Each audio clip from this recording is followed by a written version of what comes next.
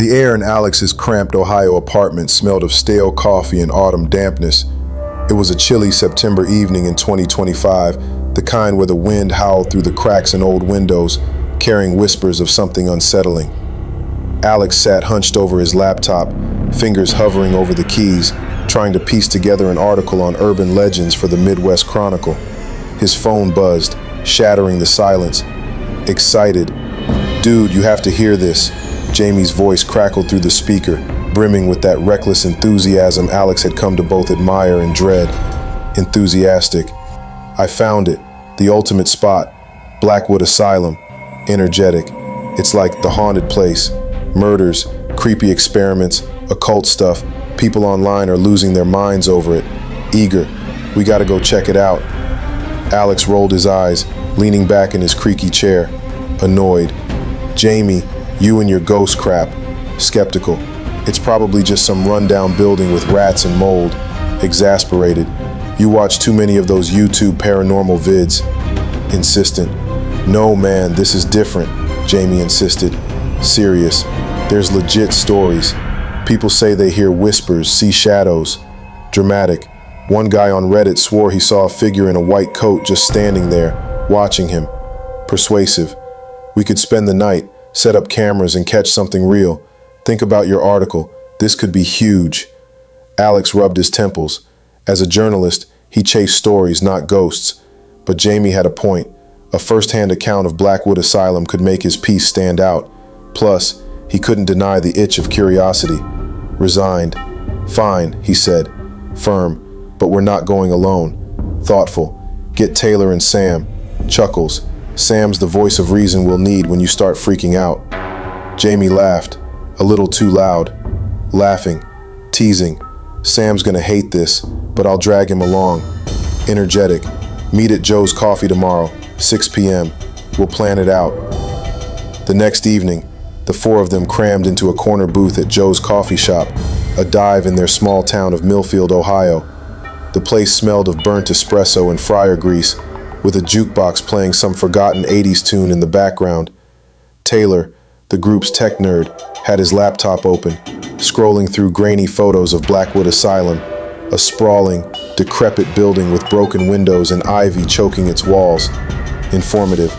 "Look at this," Taylor said, pushing his glasses up. Factual. Built in 1892, shut down in 1956 after a string of patient deaths. Serious. The head doctor, Elias Blackwood, was doing some messed up stuff. Hypnosis, electroshock, even rumors of occult rituals. Grave. They say the place is cursed. Sam, slouched in the booth with a half-empty latte, snorted. Snorts. Skeptical. "Cursed. Come on." Sam glared at him. "You're jinxing us. I'm only coming to make sure you idiots don't die. But if I hear one weird noise, I'm out." Alex smirked, sipping his black coffee. "Deal. We go in, spend the night, and leave with a story. No heroics, no Ouija boards, just facts." They shook on it, but as their hands clasped, a chill ran down Alex's spine. The jukebox skipped, repeating a single note like a heartbeat. The lights flickered for a split second. No one mentioned it, but they all felt it, a fleeting sense that something was already watching them. The air inside Blackwood Asylum was thick, like breathing through a damp cloth. The main hall stretched before the group, its vaulted ceiling lost in shadows that seemed to pulse with a life of their own. Alex's flashlight beam danced across the cracked tiles, catching glints of broken glass and rusted medical equipment scattered like bones. The silence was oppressive, broken only by the occasional drip of water from some unseen leak. "All right, let's get this show on the road," Jamie said, his voice too loud, echoing off the walls. He adjusted his backpack, stuffed with energy drinks and a cheap spirit box he'd sworn would talk to ghosts. His grin was all bravado, but his eyes flicked nervously to the dark corners. Taylor was already at work, mounting a GoPro on a tripod in the center of the hall. "I'm setting up motion sensors by the main entrances," he said, his voice steady but clipped. "If anything moves, we'll catch it. EMF readers on too. Baseline's normal for now." Sam clutched his flashlight like a lifeline, his knuckles white. "This place smells like death," he muttered, sweeping his beam over a row of overturned chairs. "You sure those cameras are going to protect us from—" Whatever's here? Chill, Sam, Alex said, though his own pulse was racing. He stepped forward, his sneakers crunching on debris. We're just here to document. No ghosts are gonna jump out and... A sharp clang cut him off, reverberating from somewhere deep in the building. The group froze, flashlights swinging wildly. The sound was metallic, like a heavy door slamming shut, but the side entrance they'd come through was still ajar behind them. What the hell was that? Sam hissed, his voice barely above a whisper. Probably just pipes, Alex said, but his words lacked conviction. He aimed his flashlight down a corridor to their left, where the sound seemed to originate. The hallway stretched into darkness, lined with peeling paint and doors hanging off their hinges. Jamie, undeterred, strode toward the corridor. Let's check it out. That's what we're here for, right? Or we could not chase creepy noises, Sam shot back, but he followed, staying close to Alex. The corridor was narrower than the main hall, the air colder and heavier. Their flashlights revealed more graffiti scrawled on the walls. Don't look back. It sees you. And in shaky red letters, run. Alex's stomach twisted, but he kept moving, telling himself it was just vandals. Kids with spray paint, nothing more. Yo, check this out, Jamie called, stopping at a rusted metal door labeled Records Room. The lock was broken, the door slightly ajar. He pushed it open, and the hinges screamed, sending a shiver down Alex's spine. Inside, the room was a mess of overturned filing cabinets and scattered papers. The air smelled of mildew and something sharper, like old blood. Taylor swept his flashlight over a desk, illuminating a cracked leather journal, its pages yellowed and curling. Jackpot, Jamie said, grabbing the journal before Alex could stop him. He flipped it open, dust puffing into the air. This has to be from one of the doctors, maybe Blackwood himself. Alex peered over his shoulder. The handwriting was spidery, barely legible, but a few words stood out. Subject 17, fear response, and the veil thins. The last entry was dated October 1956, the year the asylum closed. It read, "The rituals have gone too far. It's awake now. It feeds on their fear, grows stronger with every scream. I tried to stop it, but the key is lost. God forgive us." What the hell does that mean? Sam asked, his voice trembling. What's it? Probably just some crazy doctor's ramblings, Alex said, but his mouth was dry. He took the journal from Jamie, slipping it into his backpack. We'll read it later. Let's keep moving. They left the records room, but the atmosphere had shifted. The air felt charged, like the moment before a storm. As they moved deeper into the corridor, the temperature plummeted, their breath clouding in the flashlight beams. Guys, my EMF reader's spiking, Taylor said, holding up the device. The needle twitched wildly, and a faint buzz emanated from it. This isn't normal. There's no wiring here to cause interference. Before anyone could respond, a low hum filled the air, soft at first, like a distant chant, then growing louder, more insistent. It wasn't coming from any one direction. It seemed to vibrate through the walls themselves. Tell me you're hearing that, Sam said, his eyes wide. Yeah, Alex admitted, his heart hammering. But it's probably just... The hum stopped abruptly, replaced by a sharp scrape, like nails dragging across metal. It came from the end of the corridor, where a heavy iron door stood, its surface pitted with rust. Unlike the others, this one was closed, a padlock dangling from its handle. Jamie stepped toward it. Dude, that's the point, Jamie said, shaking him off. He shone his flashlight on the padlock, revealing fresh scratches around it, as if someone or something had tried to claw it open. Those marks weren't there when we walked in, Taylor said, his voice barely audible. He checked his GoPro, but the screen flickered, then went black. What the? The battery was fully charged. Sam backed away, his flashlight shaking. I'm done. We need to leave now. Relax, Jamie said, though his bravado was slipping. It's just old junk messing with the equipment. Let's check one more room, then we'll head back to base. Against their better judgment, they moved to the next door, labeled Ward B. It creaked open to reveal a long room lined with rusted bed frames, their mattresses rotted to black sludge. Restraints dangled from the frames, stained with something dark. "Oh, hell no," Sam muttered, but his eyes locked on a child's doll in the corner, a porcelain thing with cracked eyes and a stained dress. It sat upright, as if placed there deliberately. "Was that here when we walked in?" Taylor asked, his voice tight. No one answered. The doll's head tilted slightly, though no one touched it. A faint giggle echoed through the room, not from the doll, but from somewhere deeper in the asylum. "That's it. I'm out," Sam said, turning toward the door. But as he reached for the handle, the door slammed shut with a deafening bang. The lights flickered, and for a moment, their flashlights dimmed, plunging them into near darkness. "Guys," Taylor shouted, fumbling with his EMF reader. The needle was pegged to the max, and the device let out a high-pitched whine before shutting off completely. The hum returned, louder now, almost a growl. And then, from the shadows at the far end of the room, a figure appeared, just for a second. It was tall, draped in a tattered white coat, its face obscured by darkness. It didn't move, didn't speak, but its presence filled the room with an unbearable weight. "Tell me you saw that," Jamie whispered, his voice cracking. Alex's mouth was too dry to respond. He grabbed the door handle and yanked, but it wouldn't budge. The figure was gone when he looked back, but the air was colder, heavier, like it was pressing them into the floor. "We're not alone," Sam said, his voice barely a whimper. The air in Ward B grew colder, heavier, as if the walls themselves were exhaling dread. The door's sudden slam still echoed in Alex's ears, a sound that felt like a trap snapping shut. He yanked at the handle again, his palms slick with sweat, but it didn't budge. The rusted metal was ice cold, biting into his skin. Behind him, the group stood frozen, their flashlights casting jittery beams across the room.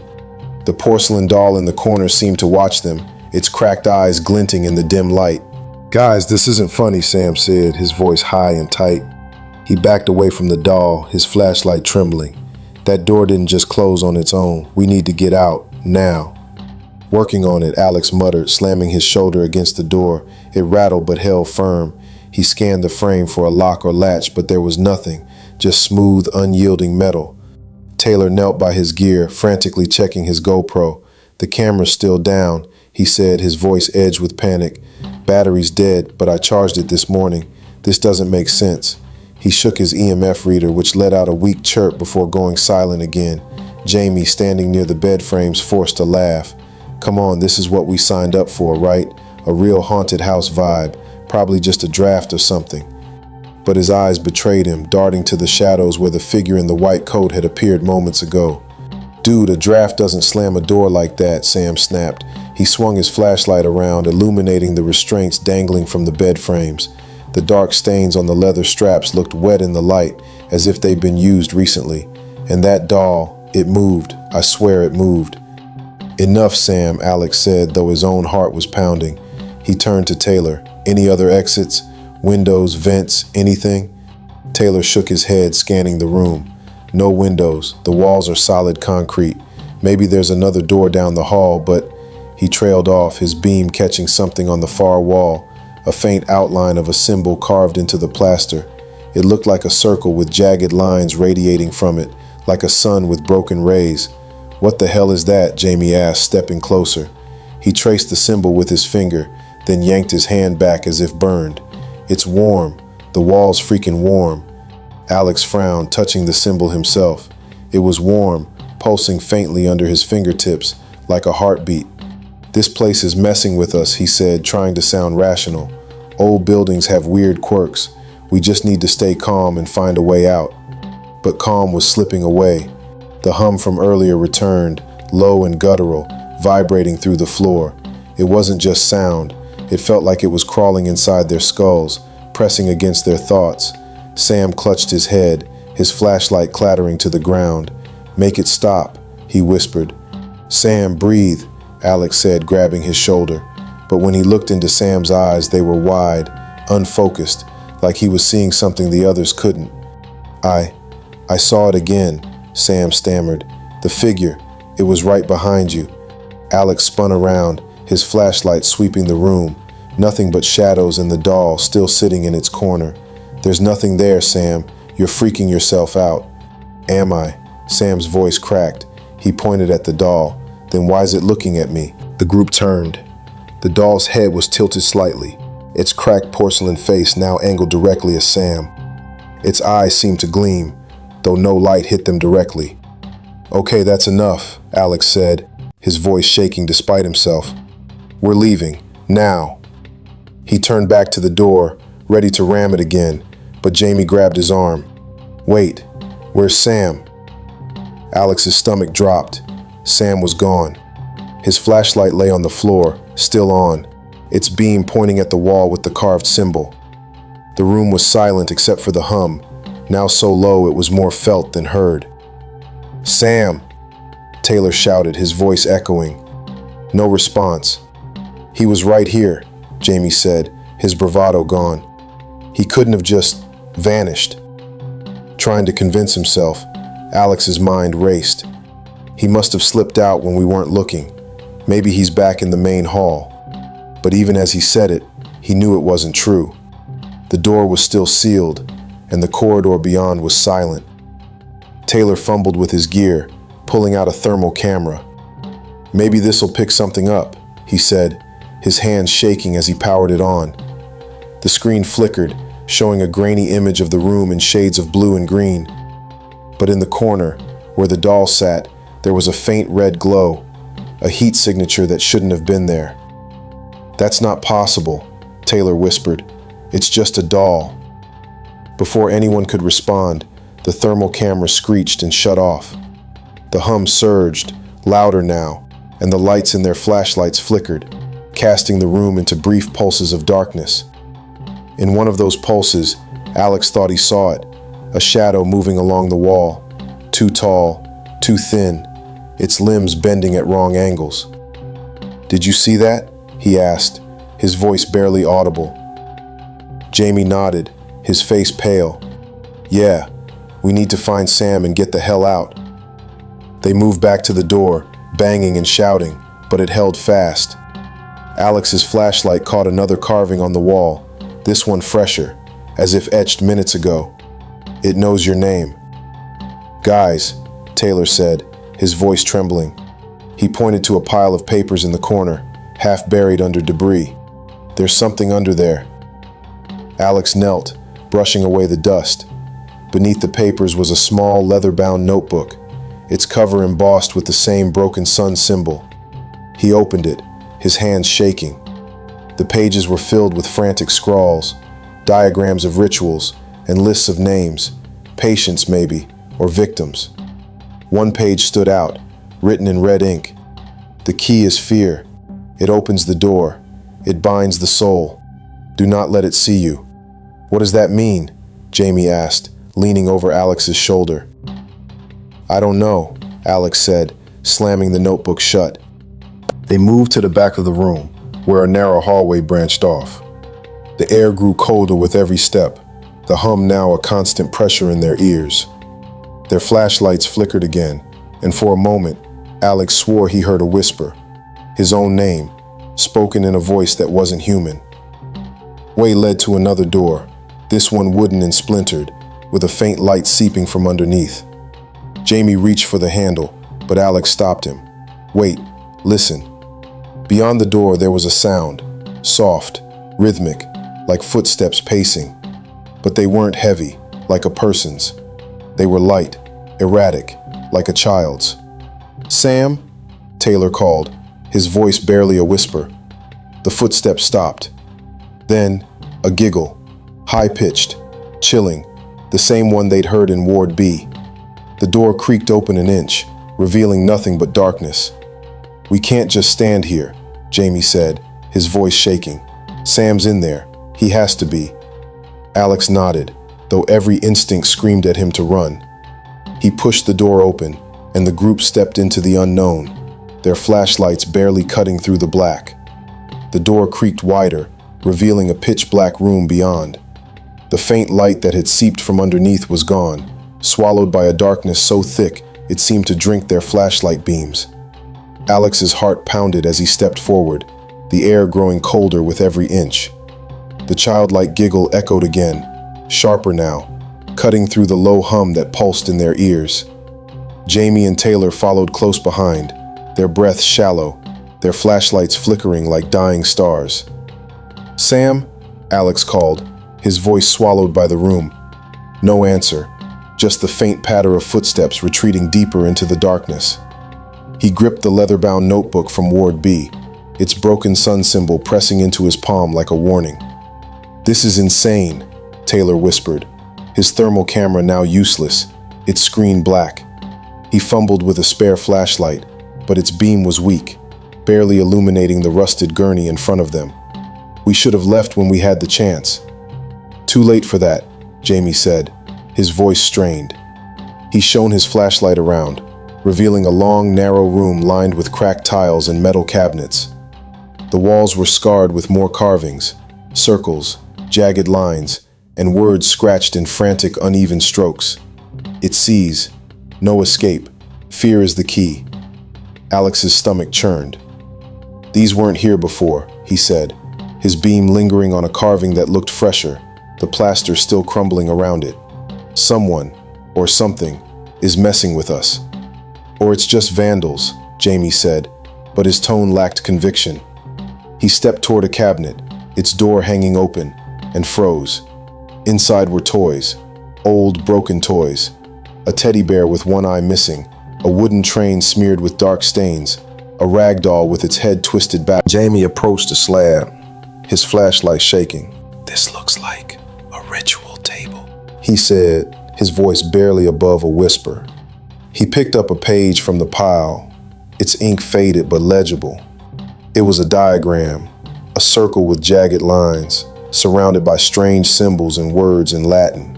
At the bottom, in bold red ink, was a single phrase: "Timor est clavis," thoughtful. "Fear is the key," Alex translated, his high school Latin kicking in. He flipped through the papers, finding lists of names, dates, and phrases like heightened fear response and the entity feeds. One entry dated October 1956 read, "The ritual failed.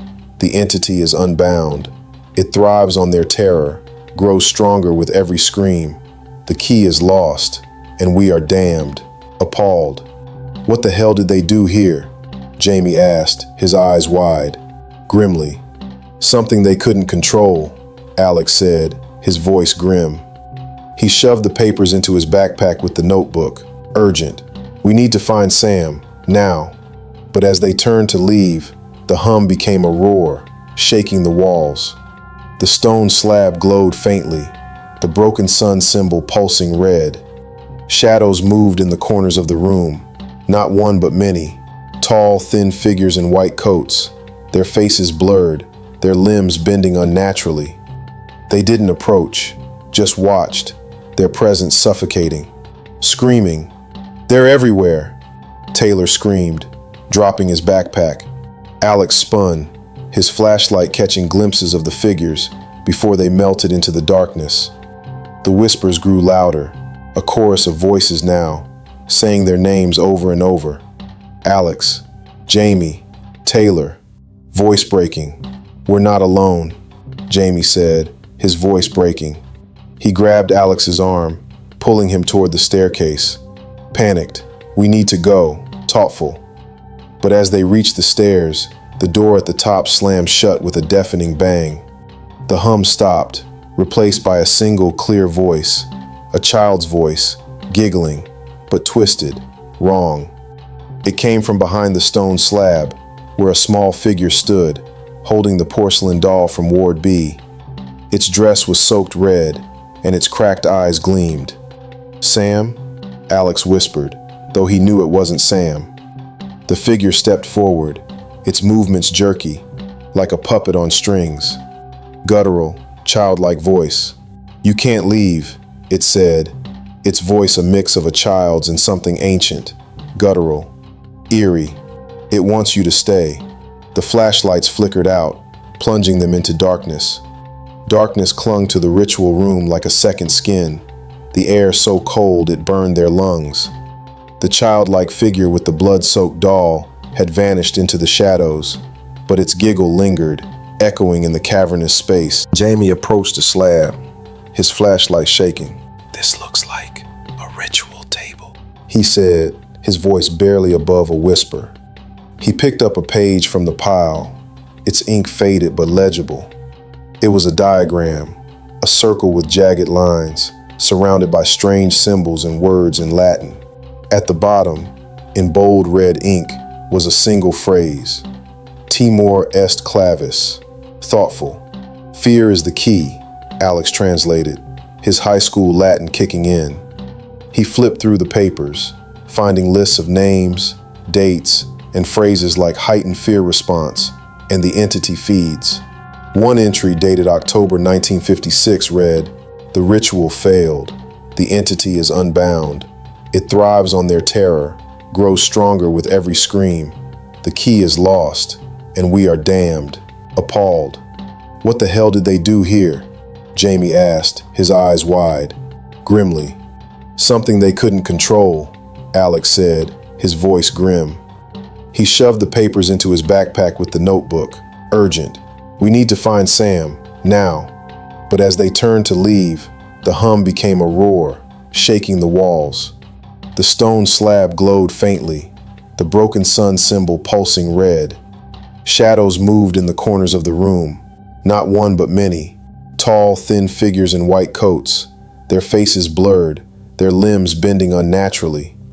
They didn't approach, just watched, their presence suffocating. Screaming, "They're everywhere!"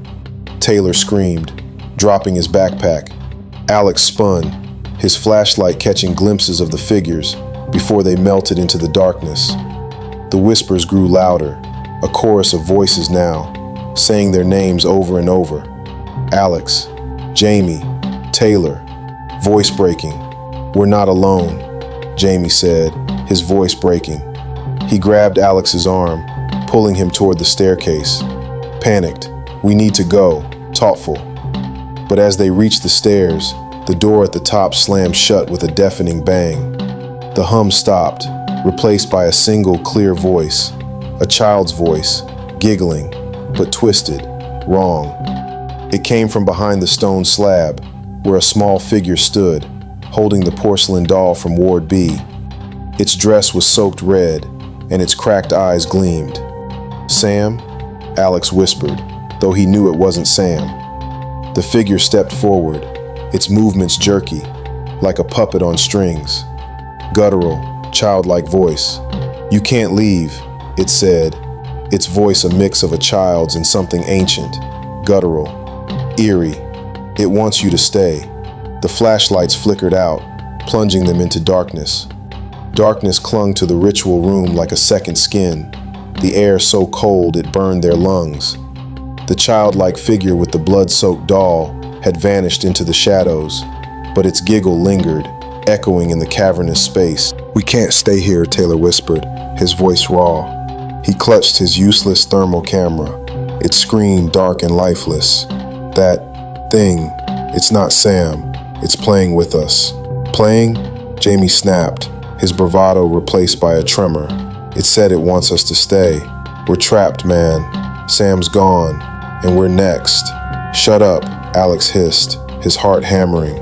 He gripped the notebook and papers from the slab, their weight grounding him against the rising panic. "We're not dead yet. We need to find Sam and a way out. There's got to be another exit." But the room felt alive, its walls closing in. The shadows seemed to writhe, and the whispers returned, a chorus of voices weaving their names into a chilling mantra. Alex, Jamie, Taylor. The stone slab's glow pulsed in rhythm, like a heartbeat syncing with their fear. Jamie swung his flashlight toward the back of the room, where a rusted metal grate covered what looked like a ventilation shaft. "There," he said, his voice shaky but determined. "Maybe that's a way out." They stumbled toward the grate, their footsteps echoing on the cracked tiles. Alex knelt, tugging at the metal, but it was bolted tight. the screws corroded with age. Taylor grabbed a rusted scalpel from a nearby table, using it to pry at the bolts. The metal groaned, then gave way with a screech that made them wince. Behind the grate was a narrow tunnel, barely wide enough for one person. The air inside smelled of rot and something sharper, like burnt hair. Jamie shone his flashlight into the darkness, revealing a glint of metal deeper within. A door, maybe, or something worse. "No way I'm crawling in there," Taylor said, backing away. "That's a death trap. We don't have a choice," Alex said, though his gut screamed against it. "Sam could be in there. We can't leave him." "Sam's gone," Taylor snapped, his eyes wide with fear. "You saw that thing with the doll. You think Sam's just chilling somewhere, waiting for us?" "Enough," Jamie said, his voice cracking. He climbed into the tunnel, his flashlight beam bouncing off the walls. "I'm not leaving him. You coming or not?" Alex hesitated, then followed, with Taylor reluctantly trailing behind. The tunnel was claustrophobic, the walls slick with moisture and streaked with dark stains. The hum was louder here, vibrating through the metal, making their teeth ache. Every few feet, they found more carvings, broken sun symbols, names scratched out, and phrases like, "It feeds," etched so deep they looked like wounds. The tunnel ended at a small, circular room, its walls covered in mirrors. The reflections distorted their faces, stretching their eyes and mouths into grotesque masks. In the center stood a wooden altar, smaller than the stone slab, but carved with the same broken sun symbol. On it lay a single object, a rusted key, its teeth jagged and stained with what looked— "What the hell is this place?" Jamie whispered, his flashlight shaking. The mirrors reflected his beam, creating a dizzying kaleidoscope of light and shadow. Alex picked up the key, its weight heavy in his hand. The notebook's words echoed in his mind. "The key is fear. It opens the door." He turned to the altar, noticing a small locked compartment beneath it. His hands trembled as he inserted the key. It clicked, and the compartment opened, revealing a bundle of papers tied with twine. Taylor grabbed the bundle, untying it with shaking fingers. The pages were handwritten, the ink faded but legible. They were patient records, each detailing experiments conducted by Dr. Elias Blackwood. One entry, dated September 1956, stood out. Subject 17 exhibited extreme fear response after the ritual. The entity manifested fully, feeding on her terror. It demands more. The key is not a physical object, but a state of mind. Fear unlocks its power. To banish it, one must face it without fear. But the cost is high. One must stay behind. "Stay behind?" Taylor said, his voice barely audible. "What does that mean?" "It means someone has to sacrifice themselves," Alex said, his throat tight. He flipped through the pages, finding a diagram of a ritual circle with instructions in Latin. "Timor est clavis, offere donum, unus manet." "Fear is the key, offer the gift, one remains," Alex translated, his voice hollow. "It's a banishing ritual, but someone has to stay to complete it." "No way," Jamie said, shaking his head. "No one's staying behind. We're all getting out." But the mirrors around them flickered, their reflections twisting further. Alex saw his own face morph into something else, pale, eyeless, with a gaping mouth. He stumbled back, dropping the papers. The hum surged, and the mirrors vibrated, cracking one by one. "Guys," Taylor shouted, pointing to the altar. The key was gone, though no one had touched it. In its place was a small, blood-stained doll, the same one from Ward B. Its head tilted, and its cracked eyes seemed to follow them.